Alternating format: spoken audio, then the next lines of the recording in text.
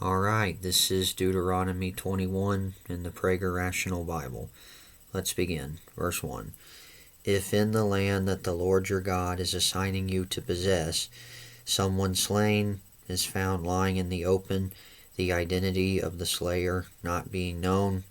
I'll get to verse 2 in a second, but here's some of the notes here. The Torah returns to the subject of the infinite sanctity of every human life, once again addressing a theme with which it is preoccupied: homicide. Chapter 19 deals with the individuals who are known to have taken a human life unintentionally. The Torah now discusses homicide, intentional or unintentional, where the killer or murderer or manslayer, whichever one, is not known. And the killing of a human being is an enormous issue for the Torah. It cannot be ignored. It defiles the land. Verse 2, continuing verse 1, your elders and magistrates shall go out and measure the distances from the corpse to the nearby towns. 3, the elders of the towns nearest to the corpse. Why is the town nearest to the corpse held responsible for the death? As Prager writes, because of the religious implications of murder, incurring guilt for the whole land, the matter could not simply be left, or to use modern language, as an open file at the police headquarters. Some action had to be taken immediately, though the action described in these verses does not preclude the continuing investigation into the cause of death by the officers of the law. But the elders of the town nearest to the corpse shall then take a heifer which has never been worked, which has never pulled in a yoke. 4, and the elders of that town shall bring the heifer down to an ever-flowing wadi, which is not tilled nor sown. There in the wadi, which I guess is the valley or creek or whatever, they shall break the heifer's neck. And this ritual seems bizarre and even primitive to the modern eyes, but the message is what matters. And the message is not only relevant, it is needed. And it's this: we cannot ignore homicide. The translation uses ever-flowing wadi for the Hebrew words nikal iton. This cannot be correct, since a wadi is a creek bed or a stream that flows only during the rainy season and is dry the rest of the year, and therefore, by definition, it cannot be ever-flowing. And the Torah's command is that the elders take the heifer to a constantly flowing stream in which the ceremony is to be performed. And the killing of this heifer was not a sacrifice, and therefore it was not a sin offering. A, it was killed by the lay people, not priests. B, it was not killed by means of ritual slaughter. And C, the corpse was not eaten. If indeed the killing of the heifer was bloodless, its neck being broken, it was to further reinforce the fact that it was not a sin offering. Because, you would have the blood shed of the animal if it was a sin offering. And the homicide of the man whose body was found could not be atoned for. And the heifer, which is a young cow that has never given birth, has never produced fruit, either through producing offspring or through work. Likewise, the untilled land surrounding the stream has also never produced fruit. Both therefore symbolize the homicide victim who, having his life cut short, may have been deprived of producing fruit, whether that would be grandchildren or children in general, or the fruit of his labor, etc. And another possible explanation is that the uniqueness of the ceremony and the publicity it invoked focused on the community's attention on the homicide, so that it would not go unnoted and perhaps eventually lead to the apprehending of the killer. And the killing of the heifer represents a vicarious execution of the unknown criminal. The cow is a symbolic substitute for the murderer. Killing it, therefore, is not a sacrifice. There's no altar, and probably no shedding of blood, since the neck was broken instead, but an execution. Nevertheless, it has some of the effect of a sacrifice by achieving atonement. It has some of the effect of a sacrifice by achieving atonement, which is a covering or wiping away for the guilt. Alternatively, the ritual has been explained as a symbolic reenactment of the murder in an uninhabited place, which by first transferring the guilt away from the human settlement and then flushing it away in the running water, it removes all its threat from the community. Christopher Wright. With regard to the method of killing and the purpose of the ceremony, Lior Gottlieb, however you say that, he writes this. While the Hebrew word aruf might originally mean break the neck, this meaning is not the traditional Jewish definition from as early as Jewish records on this matter exist. And they all clarify that the heifer's neck was to be severed in the back with a particularly sharp and powerful cleaver. And I know this sounds gruesome, but I'm explaining the words of the rabbis of the Mishnah used because they specifically prove this heifer was to be beheaded in as a swift way as possible. So, basically kill the animal quickly. And the reason was to prevent the reason was to prevent pain to the best of their ability. It's clearly less traumatic than the breaking of its neck, which, you actually break the neck of the animal that would cause tremendous pain and then it would die. But I guess breaking the neck, and maybe in the sense of, using a cleaver and I guess chopping their head off by striking the neck or whatever. So I don't know, maybe in that sense, as quick as possible. And I believe that the horror was the purpose of this unsavory sanity. Its whole point was to horrify with a public act that demonstrated that the murder of a human being is a terrible affront that threatens to defile the entire land, and it cannot be left as even if the murderer's identity is left unknown. So to summarize this, halaic, however you say that, this instruction for performing this act would have mesmerized and even perhaps eliminated physical pain. That being said, it would still have been an intentionally unpleasant ceremony with the intention of making a moral statement on the value of human life. Alright, so human life matters. Alright, verse 5.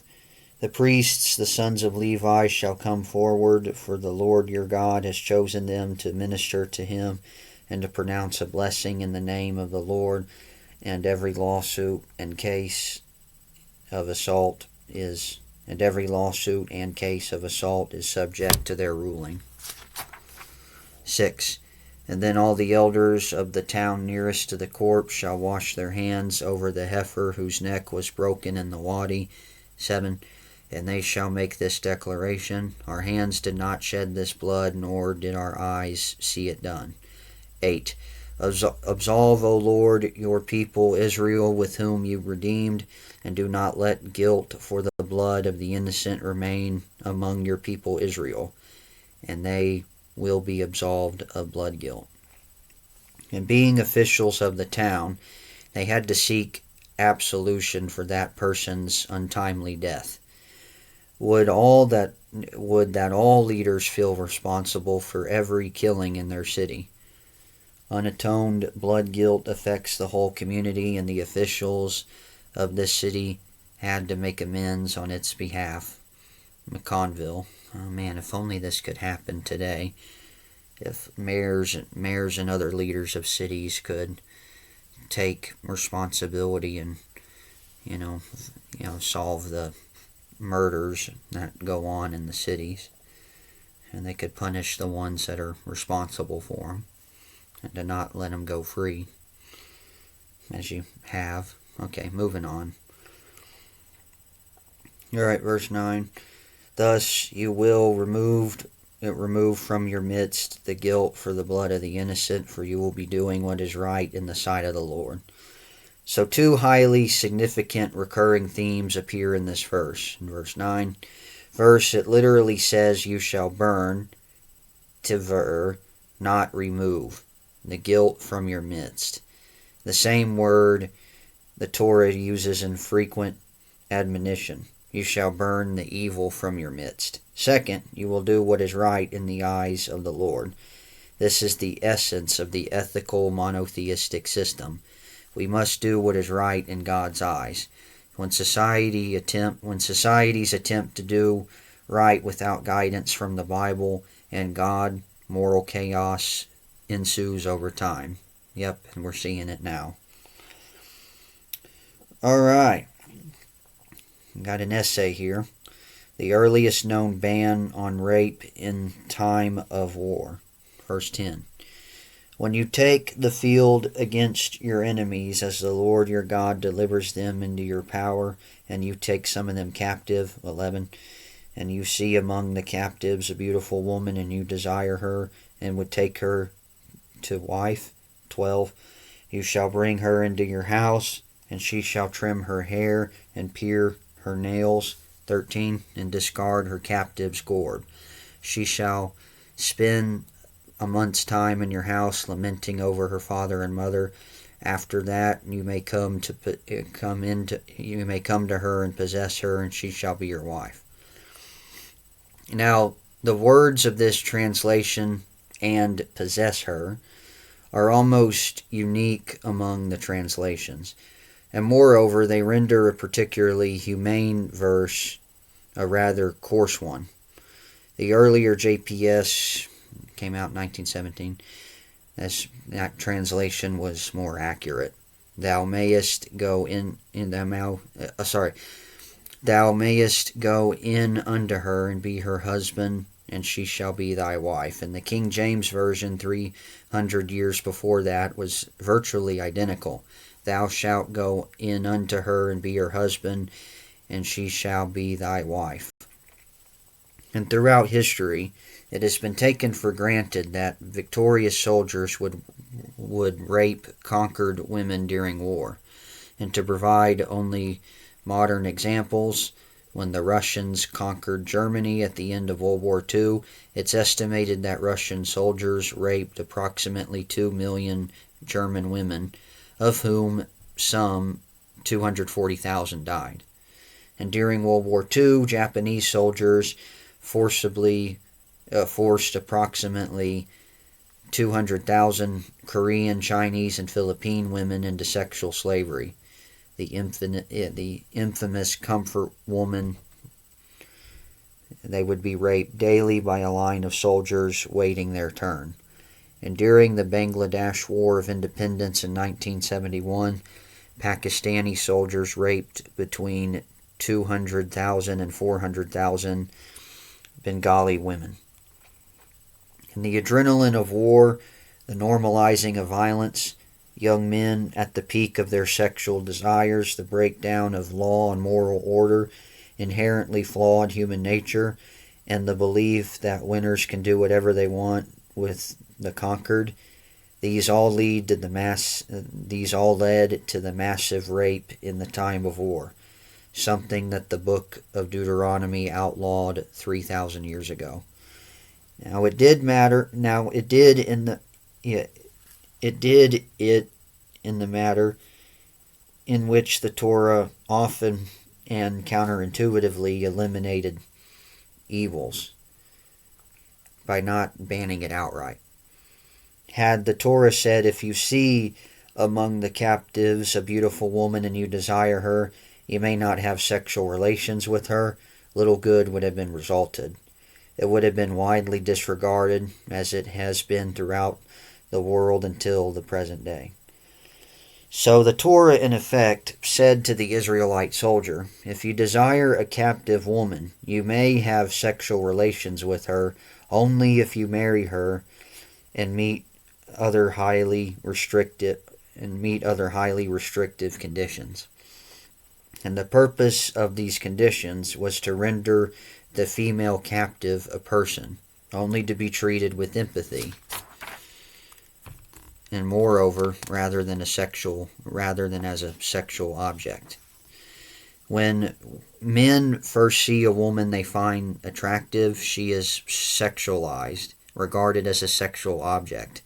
She may be a brilliant and accomplished individual, but a man's immediate reaction is sexual. Oh yeah. And this is so obvious that it should not have to be written.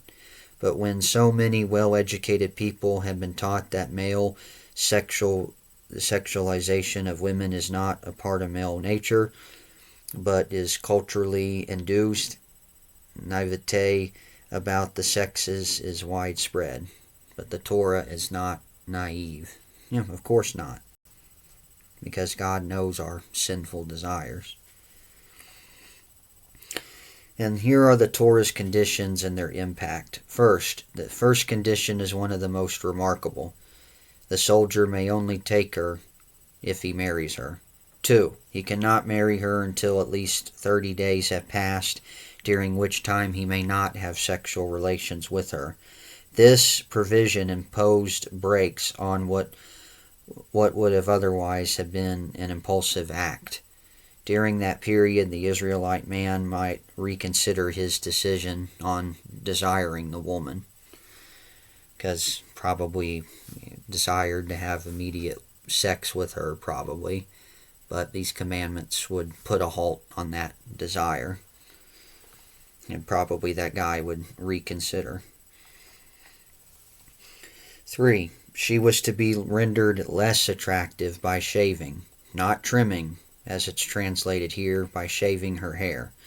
With regard to her nails, one of the earliest Jewish translations, Onklios, early 2nd century, it translates the word not as pare or trim, but as let grow, so as to render her less attractive. I do not think there is a definitive translation. The Hebrew, the Asta, literally means, and she will make or do her nails. Whatever it meant, it was to help diminish the soldier's immediate and perhaps even long-term desire for her. 4, during that time she must be allowed to mourn, and the Hebrew literally reads, she will weep, the loss of her parents, who, if not killed during the war, she was nevertheless likely to never see him again. 5, she was to discard her captive's garb.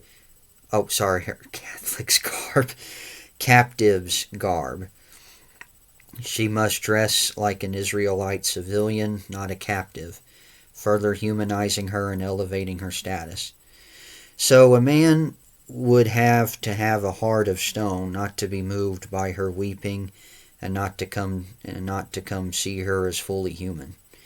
In his commentary, Joseph Hertz quotes the Anglo-Jewish writer Israel Zagwell, 1864 to 1926, who wrote before World War II with its tsunami of rapes. He said this: after the countless rapes of conquered women with which recent history has made us so painfully familiar, it's like hearing soft music to read of the soldier's duty to the enemy woman, of the necessary marriage with its set ritual and its set delay.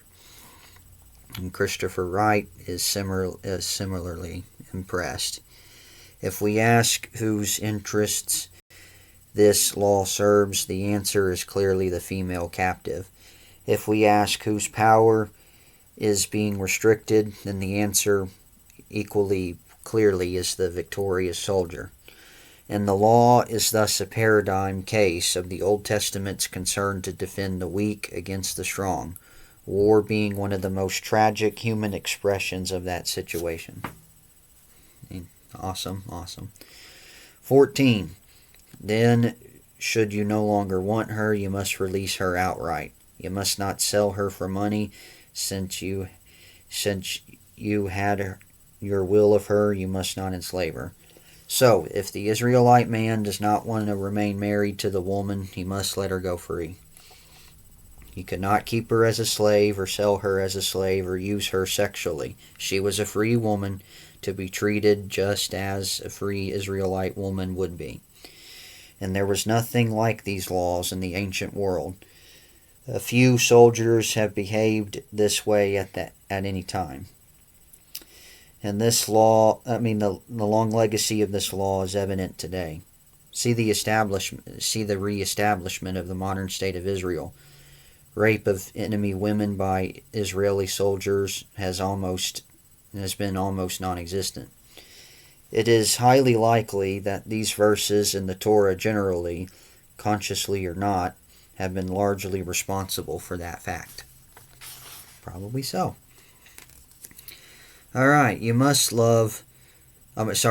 love one wife more, but you cannot favor her offspring. Verse 15. If a man has two wives, one loved and the other unloved, and both the loved and the unloved have bore him sons, but the firstborn is the son of the unloved one, and I'll continue after this little essay. The Hebrew word translated here as unloved, shanua, however you say that, it actually means hated. And there is a reason that the Torah uses such harsh language. Monogamy is the biblical ideal, yes.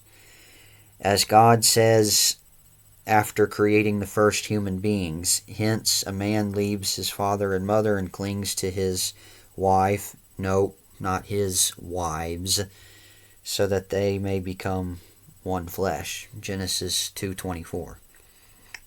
Now, while the Torah does not ban polygamy per se, it portrays it negatively. Well, I would say with Jesus, basing marriage off of that verse in Genesis, I would say he ruled out polygamy when doing so. Alright, but polygamy is portrayed negatively in the Bible, yes. Even though, sadly, it was a common thing, as you see in some Old Testament stories. And the polygamous marriages described in the Bible are unhappy. Most notably the marriage of Jacob to Rachel and Leah in Genesis. Jacob loved Rachel more than Leah. And that of, Elkanah to Hannah and Peninnah in 1 Samuel. And as noted on a number of occasions, the Torah teaches right and wrong, not only through law, but also through stories. And then also the judge Gideon, I think he was married to multiple women as well.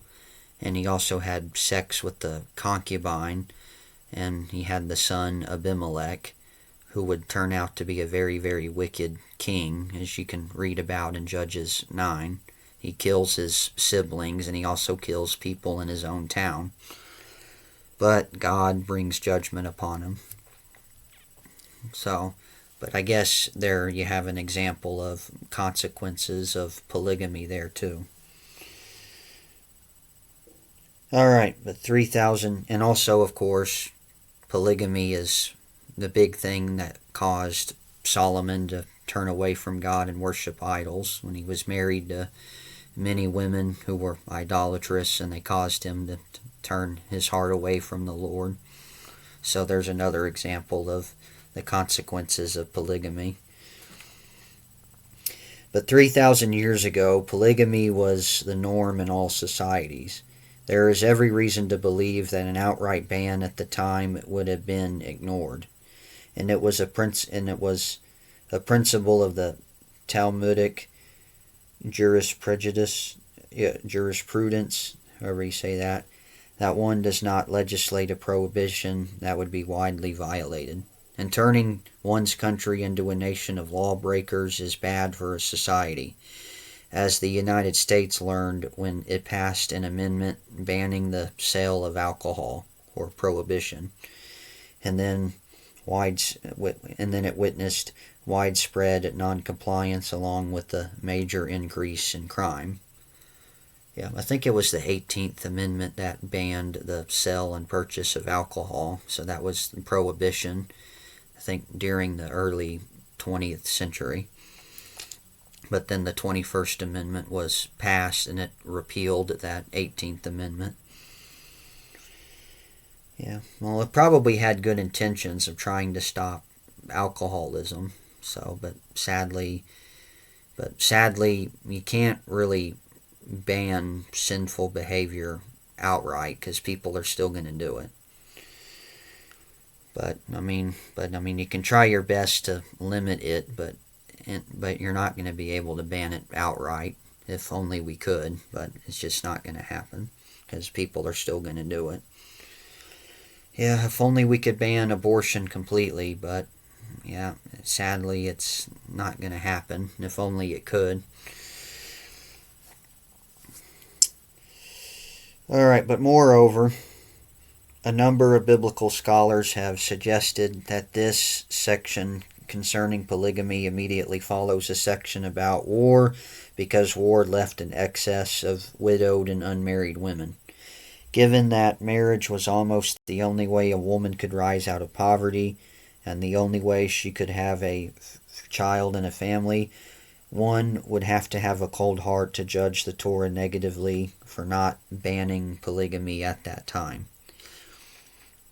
And the Bible's compassion for the unloved wife is reflected in the stories of the unloved Leah in Genesis, and implicitly the less loved Peninnah in 1 Samuel.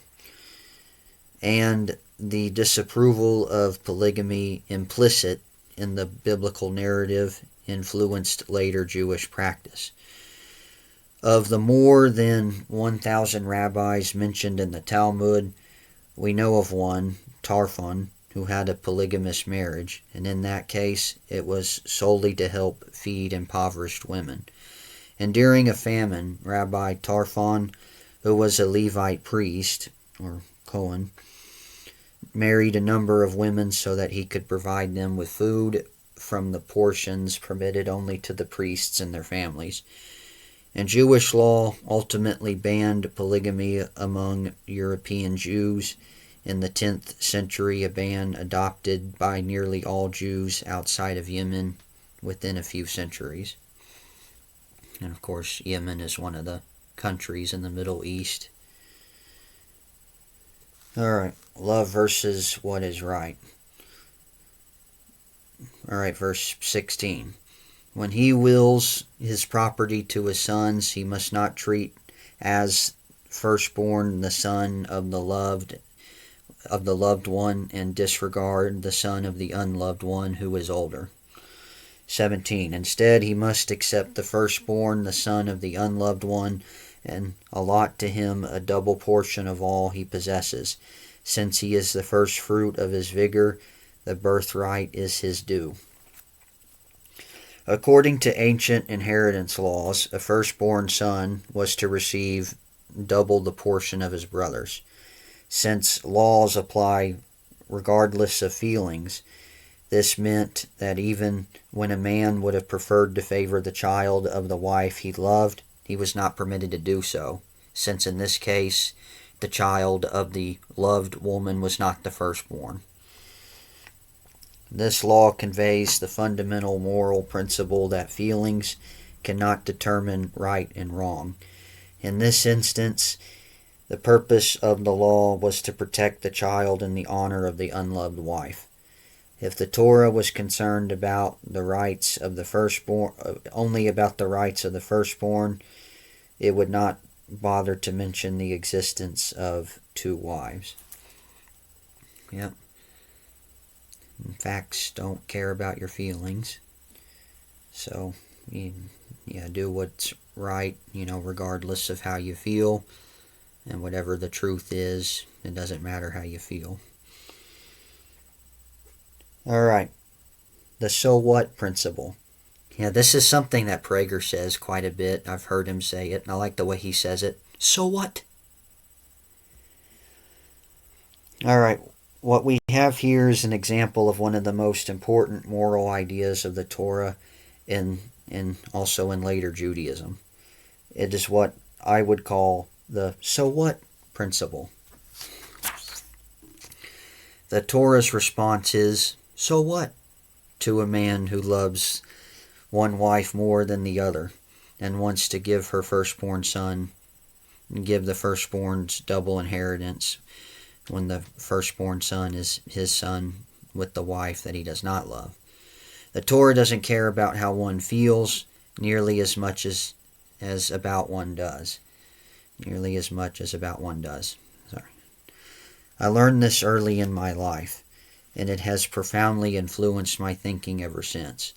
When I was in 4th grade in yeshiva, as was the daily routine, the rabbi of the class announced, "Boys, it is time to daven mikvah," however you say that, but that means recite the afternoon prayers.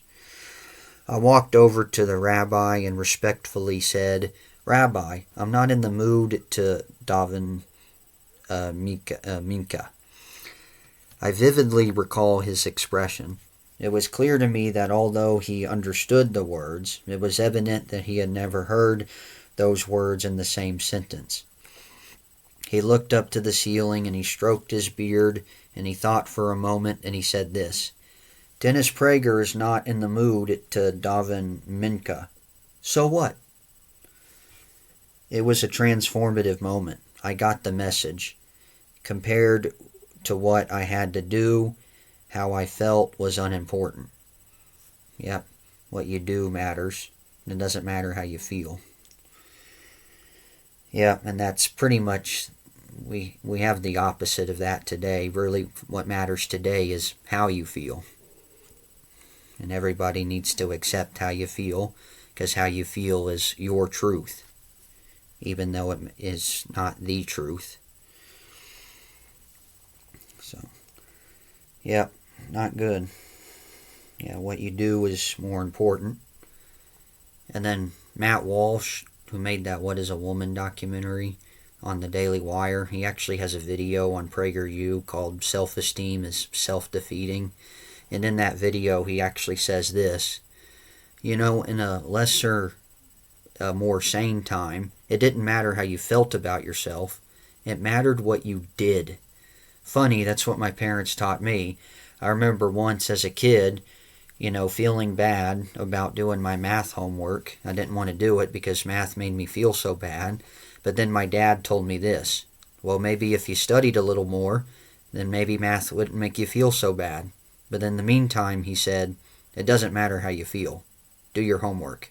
It doesn't matter how I feel. What a scandalous notion. I probably should have called social services. Yeah, but sadly it's what you feel that matters now. And that you should have high self-esteem. Yeah, you should always feel good about yourself. Now, you should not hate yourself, but you should not esteem yourself or you're proud and arrogant. Or, you're a narcissist.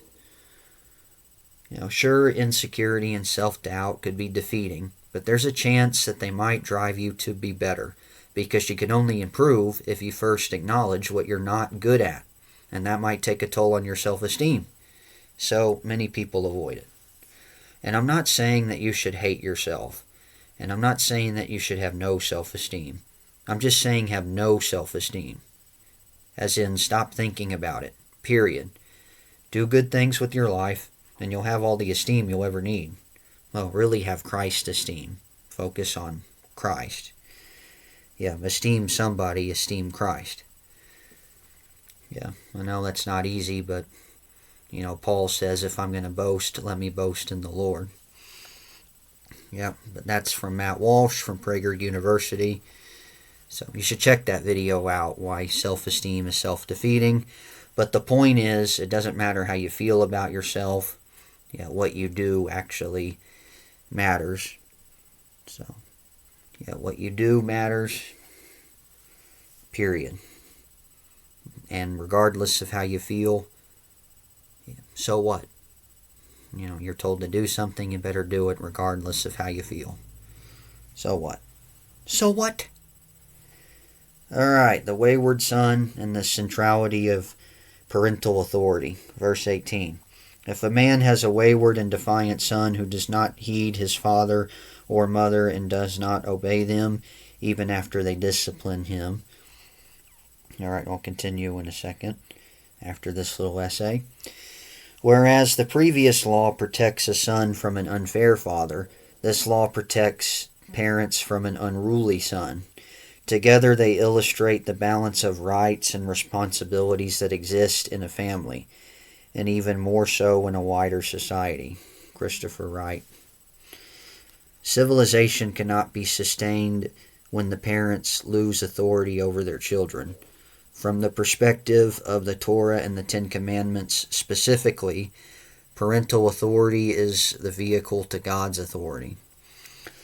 And this is why secular totalitarian regimes and cults seek to diminish parental authority, so that children feel that their primary loyalty is to the state and not their parents. And sadly, we're having that today, where our country, our government is trying to destroy the family and parental authority, especially with this sexual indoctrination of children in the schools. But it's good that parents are standing up to that, so that's awesome. But the Soviet Union glorified children who betrayed their parents to the state. For example, informing on parents who made critical comments about their country's rulers. Of course, parents should not abuse their authority. When adults are particularly harsh and irrational authorities, not to mention abusive, that too often leads to evil, as disturbed and destructive children could result. Yeah, because children mimic the behavior of their parents. The Torah mentions both parents, as it always does, because it deems mothers and fathers as equals. Though the Torah says, and does not obey them there, it should be emphasized that not all disobedience makes a child wayward. Yeah, because all of us children are disobedient from time to time, but probably one who is constantly wayward here. But children can and often sometimes should challenge and disagree with their parents in a respectful manner. And the Torah provides a model of what that might look like in its depiction of God's relationships with Abraham in Genesis 18:22 through 32. When Abraham is questioning God, if there's 50 people, are you going to spare the cities of Sodom and Gomorrah for the sake of 50? Yeah, if I find 50, then I'll spare it for the sake of those 50. Yeah, and then it keeps dropping down number-wise. I guess just to see how faithful, God is to the righteous, and how merciful He is. And also Moses, Exodus 32, 9 through 14, where both challenged and argued with God while continuing to honor Him. Alright, got another essay here. Parents are not permitted to kill their children. Alright, verse 19. His father and mother shall take hold of him and bring him out to the elders of his town at the public place of his community. And this law concerning the rebellious son, it seems primitive, but it was profoundly progressive in its time. It forbade parents from ever killing their children, as was the parental prerogative in much of the ancient world, and it remains so in parts of the world today. And this law removed the right to execute a child from parents while enabling parents to believe they still had traditional authority over their child, and preserving the message to the child that he is accountable. No longer could parents kill their child, rather they had to bring their antisocial son before a court of elders to be publicly judged, and if found guilty, executed. As there is no evidence of such measures actually having been taken in the Old Testament, McConville, and as we do not know of a case of judicial execution of a child in Jewish history, this law effectively outlawed killing children 3,000 years ago. The Torah was thousands of years ahead of its time. For example, Yale historian Jonathan Spence describes a case in the 18th century China in which the father killed his son by burying him alive, and the Ministry of Punishments carefully reviewed the facts and concluded that the governor had acted wrongly in sentencing the father to be beaten for the crime. Fathers who killed sons should be beaten only if they acted unreasonably, argued the ministry. In this case, the son had used foul language at his father, an act that deserved the death penalty. The father was acquitted. Now, in various Muslim societies today, there are parents who carry out honor killings, which almost always means the murder of a daughter who has dishonored her family, usually by dating or marrying somebody to whom her parents objected, or by engaging in any sexual behavior, sometimes as innocent as kissing, with the man to whom she was not married, and probably also if the child turned away from the Muslim faith. These killings, which occur with shocking regularity in certain parts of the Middle East and South Asia, target women whose actions, actual or suspected, violate the honor of their families, an honor that is thought to depend on the sexual purity of its female members.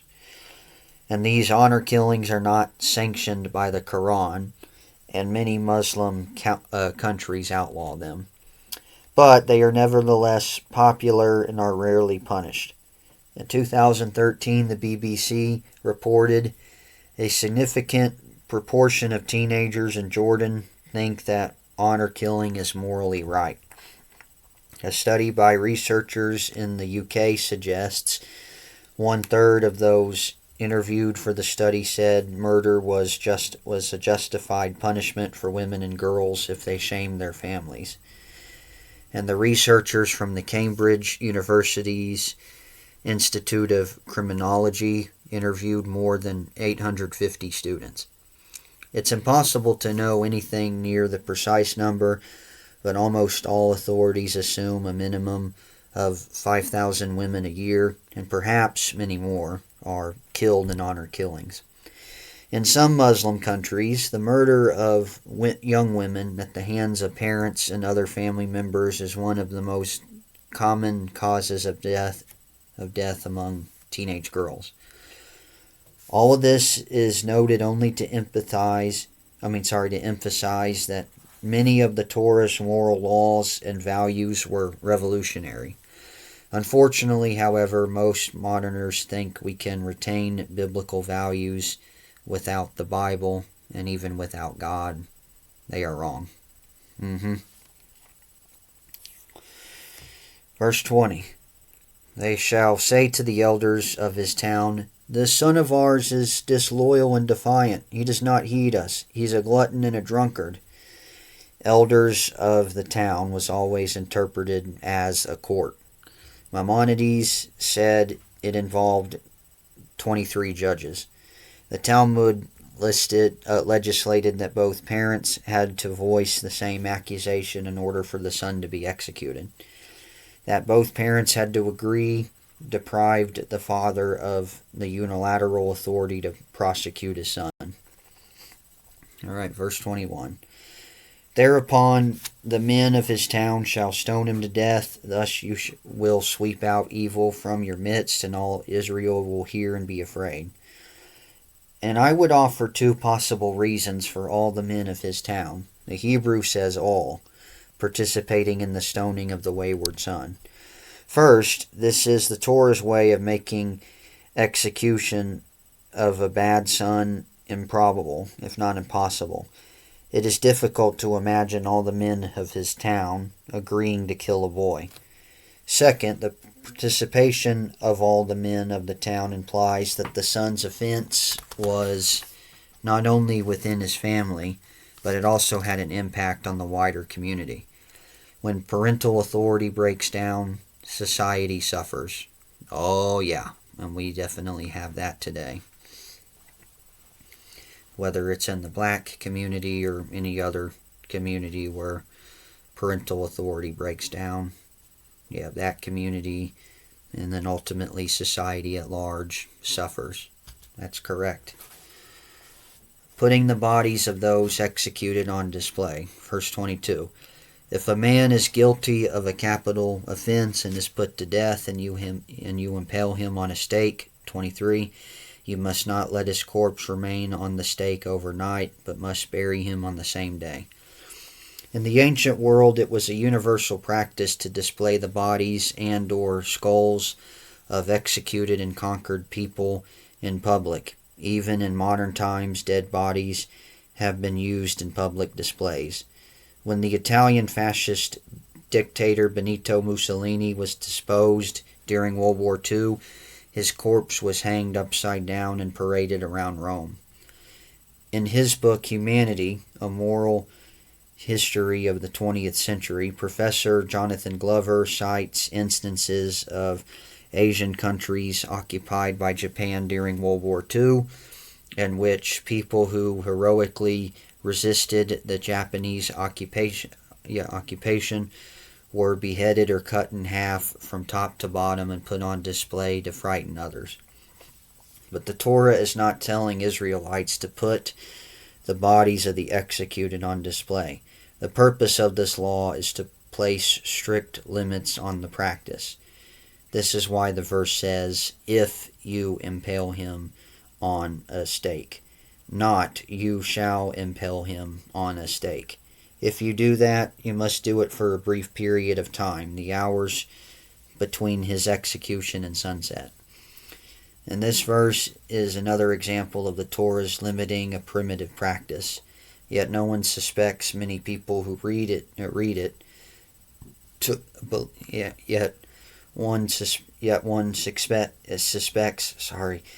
people who read it believe the Torah is condoning it. No.